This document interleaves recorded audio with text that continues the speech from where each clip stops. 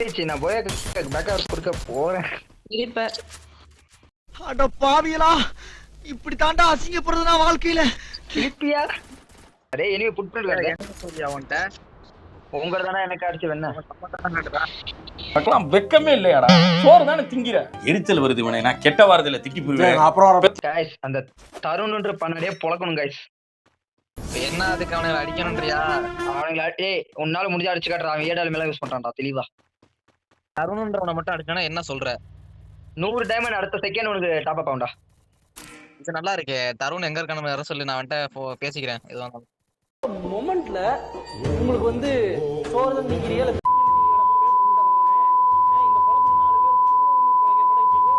அவனை திட்டம் போட்டு அடிக்க போறேன். இப்ப பாரு திட்டம் போட்டு அடிக்கிற திட்டம் போடாம அடிக்கிறியோ. தருண்ன்றவனை மட்டும் அடிச்சு காட்ட 100 டைமண்ட் அடுத்த செகண்ட் உன் ஐடிக்குள்ள வந்து சேரும். சேலஞ்சா? சேலஞ்ச். அப்படி இல்லனா நீ அடிக்கலனா இதுக்கு அப்புறம் ஏடல் எடுத்து ஆட கூடாது. ஆடு தருணா.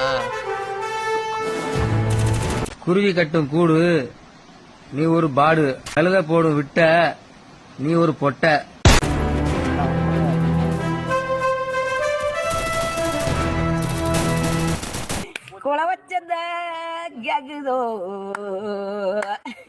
இனிமே ஏடல் எடுத்து செருப்பு பிஞ்சிரும் உனக்கு.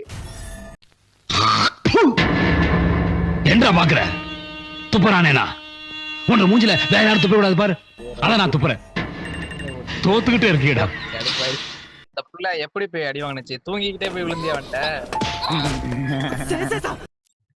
ஏடலும் தட்டுக்கிறான் போலியா. வேணுமடா சிஞ்சானே 2 வச்சிருக்கேன். நீங்க ஒரு வாட்டி கூப்பிடுங்க. வேணுமடா சிஞ்சானே 2 வச்சிருக்கேன்.